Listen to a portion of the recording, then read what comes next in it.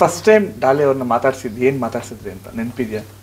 ಅಯ್ಯೋ, ನಾನು first time ಅವ್ರು ಮೀಟ್ ಮಾಡುವಾಗ ನಂಗೆ ಮಾತೇ ಬರ್ತಿಲ್ಲ. ಹೇಳಿ ಫಸ್ಟ್ ಏನು ಮಾತಾಡ್ಸಿದ್ದೀರ ಅಂತ ಕೇಳ್ತಿದ್ದೀರಾ ನೀವು? ಆ್ಯಸ್ ಅ ಫ್ಯಾನ್ ನಾನು, ನಮಗೆ ವರ್ಕ್ಶಾಪ್ ಇತ್ತು, 4 ದಿನ ವರ್ಕ್ಶಾಪ್ ಇತ್ತು ಆಯಿತಾ. ಸೊ ಅದು ನಂಗೆ ತುಂಬಾ ಹೆಲ್ಪ್ ಮಾಡಿದೆ to be honest. Workshop very important ಅಂತ ಅನ್ನಿಸ್ತು ನನಗೆ ಸೆಟ್ಟಿಗೆ ಹೋಗೋ ಮುಂಚೆ ನನಗೆ ಎಲ್ಲ ಡೈಲಾಗ್ಸು ಎಲ್ಲ ಮೈಂಡಲ್ಲಿ ಕುತ್ಕೊಂಡ್ಬಿಟ್ಟಿತ್ತು, ಹೋಗ್ಬಿಟ್ಟು ಆ್ಯಕ್ಟ್ ಮಾಡಬೇಕಷ್ಟೆ. ಅಷ್ಟು ಹೆಲ್ಪ್ ಆಯ್ತು ನನಗೆ ವರ್ಕ್ಶಾಪ್. ಸೊ ವರ್ಕ್ಶಾಪ್ ಇತ್ತು, ಹೋಗಿದ್ದೆ ನಾನು ನಾರ್ಮಲ್ ಒಂದು ಜೀನ್ಸ್ ಶಾರ್ಟ್ಸ್ ಹಾಕ್ಕೊಂಡು ನಾರ್ಮಲ್ ಟೀ ಶರ್ಟ್ ಹಾಕ್ಕೊಂಡು ಆರಾಮಾಗಿ ಹೋಗಿದ್ದೆ, ವರ್ಕ್ಶಾಪ್ ಅಲ್ವಾ ಅಂತ. ನಾನು ಡೋರ್ ಓಪನ್ ಮಾಡ್ತೀನಿ, ಅಲ್ಲಿ ಡಾಲಿ ಸರ್ ಕೂತ್ಕೊಂಡಿದ್ದಾರೆ. ನಾನು ಹೆಂಗೆ ಡೋರ್ ಕ್ಲೋಸ್ ಮಾಡಿಬಿಟ್ಟೆ. ನಂಗೆ ಡಾಲಿ ಸರ್ ಇದ್ದಾರೆ, ಅದು ವರ್ಕ್ಶಾಪ್ಗೆ ಅವ್ರನ್ನ ಯಾಕೆ ಕರೀತಿದ್ದಾರೆ, ವರ್ಕ್ಶಾಪ್ ಅವ್ರಿಗೆ ಯಾಕೆ ವರ್ಕ್ಶಾಪು ಅಂತ ನಾನು ಅಯ್ಯೋ ನಂಗೆ ಯಾರು ಹೇಳೂ ಇಲ್ವಲ್ಲ, ಹಿಂಗೆ ಬೇರೆ ಬಂದ್ಬಿಟ್ಟಿದ್ದೀನಿ ನಾನು, ಒಳ್ಳೆ ಮನೇಲಿರೋ ಅಂತ ಅನಿಸಿ ಓಕೆ ಇವಾಗ ಏನು ಮಾಡೋದು ಅಂತ ಸ್ವಲ್ಪ ಎಲ್ಲ ರೆಡಿಯಾಗಿ ಹೋಗಿ, ಸರ್ ನಮಸ್ತೆ ಸರ್, ನನ್ನ ಹೆಸರು ಮೋಕ್ಷ ಕುಶಾಲ್ ಅಂತ, ನಾನು ನವಮಿ ಅಂತ ಒಂದು ಪಾತ್ರನ ಮಾಡ್ತಿದ್ದೀನಿ. ಗೊತ್ತು ಅಂತ ಹೇಳ್ಬಿಟ್ಟು ಕೂತ್ಕೊಂಡಿದ್ದವರು ಎದ್ದು ನನಗೆ ಹ್ಯಾಂಡ್ ಶೇಕ್ ಕೊಟ್ಟು ಒಂದು ದೊಡ್ಡ ಸ್ಮೈಲ್ ಕೊಟ್ಬಿಟ್ರು. ನನಗೆ ನನ್ನ ತಲೆಯಲ್ಲಿ ಡಾಲಿ ಧನಂಜಯ್ ಅದು ಆ ಡಾಲಿ ಹೊರಟೋಯ್ತು. ಧನಂಜಯ ಅಂದರೆ ಅಷ್ಟು ಸ್ವೀಟ್, ಅಷ್ಟು ಫ್ರೆಂಡ್ಲಿ, ಚೇರ್ಫುಲ್, ತುಂಬಾ ವೆಲ್ಕಮಿಂಗ್ ಆಗಿ ನನ್ನ ಸ್ವೀಕರಿಸಿದ್ರು. ನನಗೆ ಆ ಒಂದು ಕ್ವಾಲಿಟಿ ಇದೆ ಅಲ್ಲ, ನಂಗೆ ತುಂಬಾ ಇಷ್ಟ ಆಯಿತು. ಆ್ಯಂಡ್ ನಾನು ಅವತ್ತು ಅವ್ರನ್ನ ಪೂರ್ತಿ ಅಬ್ಸರ್ವ್ ಮಾಡ್ತಿದ್ದೆ. ನನ್ನ ಒಬ್ಬಳ ಜೊತೆ ಅಲ್ಲ, ಎಷ್ಟೊಂದು ಹೊಸಬರು ಬಂದಿದ್ದರು, ಎಷ್ಟೊಂದು ಜನ ಇದ್ದರು ವರ್ಕ್ಶಾಪಲ್ಲಿ, ಎಲ್ಲರ ಜೊತೆನೂ ಅದೇ ಥರ ಇದ್ದರು. ಒಳಗೊಂಥರ ಹೊರಗಡೆ ಒಂಥರ ಅಲ್ಲ, ಅವರು ಎಲ್ಲರ ಜೊತೆ ಒಂದೇ ಥರ ಇರ್ತಾರೆ. ನಂಗೆ ಆ ಒಂದು ಸ್ವಭಾವ ತುಂಬಾ ಇಂಪ್ರೆಸ್ ಆಯಿತು. ಆ್ಯಂಡ್ ಅವ್ರ ಮೇಲೆ ಏನು ಭಯ ಎಲ್ಲ ಇತ್ತಲ್ಲ, ಅದು ಅವತ್ತಿಗೆ ಕಡಿಮೆ ಆಗಿ ಕಂಫರ್ಟಬಲ್ ಆಯಿತು. ನನಗೆ ಅವ್ರ ಜೊತೆ ಪರ್ಫಾರ್ಮ್ ಮಾಡೋಕ್ಕೆ ತುಂಬಾ ಸುಲಭ ಆಯಿತು, ಖುಷಿ ಆಯಿತು. ಅಂಡ್ ನಿಮ್ಗೆ ಡಾಲಿ ಅಂತ ತಗೊಂಡ್ರೆ ಫ್ಯಾನ್ ಆಸ್ ಎ ಫ್ಯಾನ್ ಅಂತ ಹೇಳಿದ್ರು, ಅದಕ್ಕೆ ಕೇಳ್ತಾ ಇದ್ದೀನಿ, ಅವ್ರಿಗೆ ಅವರು ಒಂದು ವಿಲನ್ ರೂಪ ಇಷ್ಟನಾ ಇಲ್ಲ ಚಾಕ್ಲೇಟ್ ಬಬ್ಲಿ ಆಗಿ ಲವ್ ಈ ಥರ ಲವರ್ ಬಾಯ್ ಆಗಿ ಇಷ್ಟಪಡ್ತಾರೆ? ಅವ್ರ ಸ್ಪೆಷಾಲಿಟಿ ಅದೇ ಅಲ್ವಾ, ಅಂದರೆ ಅವರು ಸುದೀಪ್ ಸರ್ ಥರ, ಅವ್ರು ಏನೇ ಮಾಡಿದ್ರೂ ಆ ಕ್ಯಾರೆಕ್ಟರ್ಗೆ ಹೊಂದ್ಕೊಂಡ್ಬಿಡ್ತಾರೆ. ಅವ್ರು ನೀವು ವಿಲನ್ ಮಾಡಿದ್ರೆ ನಿಮಗೆ ಹೀರೋಗಿಂತ ವಿಲನ್ ಇಷ್ಟ ಆಗ್ತಾರೆ, ಅವ್ರು ವಿಲನ್ ಮಾಡಿದ್ರೆ. ಅವ್ರು ಹೀರೋ ಮಾಡಿದ್ರೆ ಹೀರೋ ಇಷ್ಟ ಆಗ್ತಾರೆ. ಅಂದರೆ ಅದು ಎಲ್ಲರ ಕೈಲೂ ಸಾಧ್ಯ ಇಲ್ಲ ಅನಿಸುತ್ತೆ ಆ ಥರ ಮಾಡೋದು. ಸೊ ಅದಕ್ಕೆ ಅವರು ಪ್ರಾಬ್ಲಿ ಸೂಪರ್ ಸ್ಟಾರ್ಸ್ ಅಂತ ನಾವು ಕರಿತೀವಿ. ಸೊ ಹೌದು, ಅವ್ರು ಈಗ ಅದ್ರಲ್ಲಿ ಹೆಂಗೆ ಮಾಡಿದ್ರು ಸುದೀಪ್ ಸರ್, ನಾನೀಗಿಂತ ನಂಗೆ ಸುದೀಪ್ ಸರ್ ಆ ಮೂವಿಲಿ ಅಷ್ಟು ಹೈಲೈಟ್ ಆಗಿ ಎದ್ದು ಕಂಡಿದ್ದು ನನಗೆ. ಸೊ ಆ ಥರ ನೋಡಿದ್ರೆ ನನಗೆ ಅವರು ಎಲ್ಲ ಪಾತ್ರನೂ ವರ್ಸಟೈಲ್, ಬೇರೆ ಬೇರೆ ಥರ ಪಾತ್ರ ಮಾಡ್ತಾರೆ. ನನಗೆ ಅದೊಂದು ಇಷ್ಟ ಆಗುತ್ತೆ. ಒಂಥರ ಅವರು ಅದೇ ಮೊನ್ನೆ ಕೋಟಿ ಮನೋರಂಜನೆಯಲ್ಲಿ ಹೇಳ್ತಿದ್ರು, ನಾನು ಒಂಥರ ವಾಟರ್ ಥರ ಬೆರೆತೋಗ್ತೀನಿ ಎಲ್ಲ ಇದರಲ್ಲಿ ರೋಲ್ಸಲ್ಲಿ ಅಂತ. ಸೊ ಅದು ಕರೆಕ್ಟಾಗಿ ಹೇಳಿದ್ರು ಅಂತ ಅನ್ಸುತ್ತೆ. ಅಂಡ್ ನಿಮ್ಗೆ ಈ ಆಕ್ಟಿಂಗ್ ಅನ್ನೋದು ಹುಕ್ ಆಗಿದೆ, ಇಲ್ಲಿ ನಾನು ಆಕ್ಟ್ರೆಸ್ ಆಗಬೇಕು, ಸೊ ಅದು ಮುಂಚೆಯಿಂದನೂ ಚಿಕ್ಕ ವಯಸ್ಸಿಂದನೂ ಜರ್ನಿ ಮಾಡ್ಕೊಂಡ್ ಬಂದ್ರೆ ನಾನು ಆಗ್ಲೇಬೇಕು ಅಂತ ಸಡನ್ ಆಗಿ ಆದ್ರ ಅಂತ? ಸರ್ ಚಿಕ್ಕ ವಯಸ್ಸಿಂದಲೇ ಯಾರಿಗೂ ಗೊತ್ತಿರಲ್ಲ ಏನಾಗಬೇಕು ಅಂತ. ನನಗಂತೂ ಚಿಕ್ಕ ವಯಸ್ಸಿಂದ ಏನೋ ಒಂದು ಪೇಂಟ್ರ್ ಆಗಬೇಕು, ನನಗೆ ಒಬ್ಬ ಡಾಕ್ಟರ್ ಆಗಬೇಕು, ಒಬ್ಬ ಟೀಚರ್ ಪ್ರತಿದಿನ ಒಂದೊಂದು ಹೊಸ ಹೊಸ ಆಸೆಗಳು ನನಗೆ. ದಿನಕ್ಕೆ ಅದೇ ವೆನ್ ಯುರ್ ಗ್ರೋಯಿಂಗ್ ಅಪ್ ಅಲ್ವಾ, ನನಗೆ ಏನು ಅವತ್ತಿನ ದಿನ ಏನು ಮಾಡಿದ್ರೆ ಅದೇ ಆಗಬೇಕು ಅಂತ ಆಸೆ ಆಗುತ್ತೆ. ಸೊ ಅದನ್ನೆಲ್ಲ ಹೇಳ್ಕೊತಿದ್ದೆ ಮನೆಯಲ್ಲಿ. ಅವಾಗ ನಮ್ಮ ಅಪ್ಪ ಅಮ್ಮಂಗೆ ಡೌಟ್ ಶುರು ಆಯಿತು, ಇವಳು ಕೊನೆಗೆ ಏನೂ ಆಗಲ್ಲ ಅಂತ ಅನ್ನಿಸ್ತಿದೆ ನನಗೆ ಅಂತ.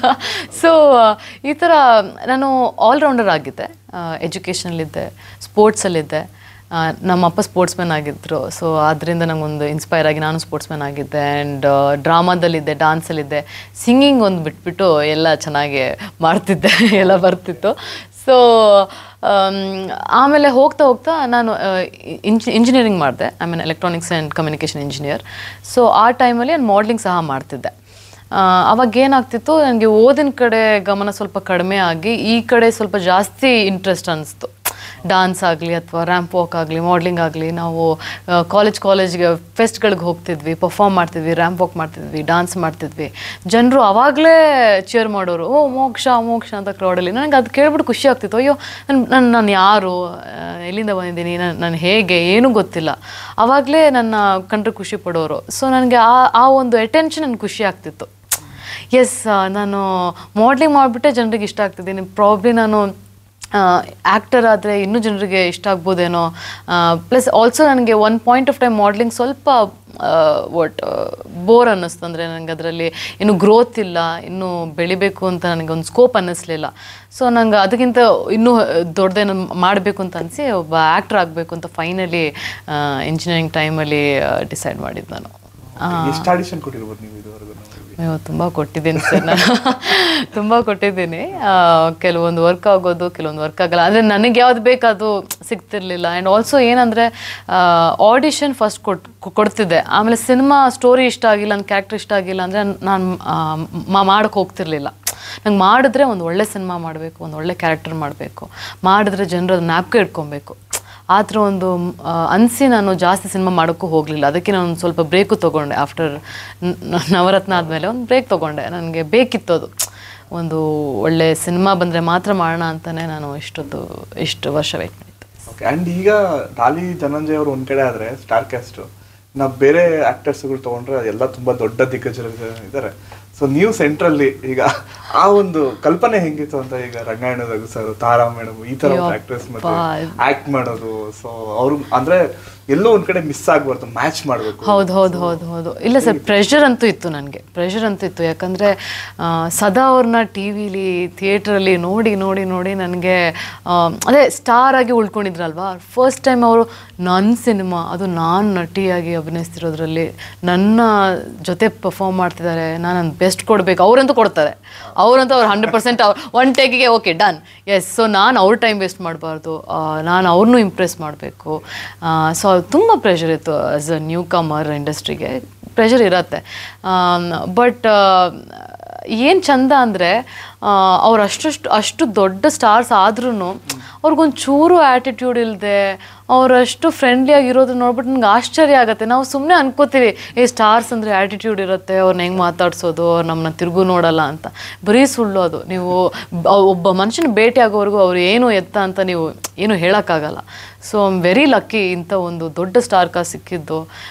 ತುಂಬ ಕಲ್ತಿದ್ದೀನಿ ಸರ್ ನಾನಂತೂ. ಈ ಸಿನಿಮಾ ನನಗೆ ಒಂದು ಎಕ್ಸ್ಪೀರಿಯನ್ಸ್, ಮೆಮರಿ ಅಂತ ಹೇಳೋದಕ್ಕಿಂತ ಹೆಚ್ಚಾಗಿ ಒಂದು ಲರ್ನಿಂಗ್ ಎಕ್ಸ್ಪೀರಿಯನ್ಸ್, ಒಂದು ಆ್ಯಕ್ಟಿಂಗ್ ಸ್ಕೂಲ್ಗೆ ಹೋದಷ್ಟು ಒಂದು ಲರ್ನಿಂಗ್ ಎಕ್ಸ್ಪೀರಿಯನ್ಸ್ ನಾನು ಕಲ್ತ್ಕೊಂಡು ಬಂದಿದ್ದೀನಿ. ತುಂಬ ಹೊಸ ವಿಷಯಗಳು ತಿಳ್ಕೊಂಡೆ. ಆ್ಯಂಡ್ ಪರ್ಫಾರ್ಮ್ ಮಾಡ್ತಿರ್ಬೇಕಾದ್ರೆ ಕೆಲವೊಂದು ಸ್ಮಾಲ್ ಸೂಕ್ಷ್ಮಗಳು ಆ್ಯಸ್ ಅನ್ ಆ್ಯಕ್ಟರ್ ಅದನ್ನೆಲ್ಲ ನಾನು ಮಾಡ್ತಾನೆ ಕಲ್ತಿದ್ದು. ನಾನು ಇಂಜಿನಿಯರಿಂಗ್ ಆದಮೇಲೆ ನನಗೆ ಆ್ಯಕ್ಟಿಂಗ್ ಸ್ಕೂಲ್ಗೆ ಹೋಗಬೇಕು ಅಂತಿತ್ತು.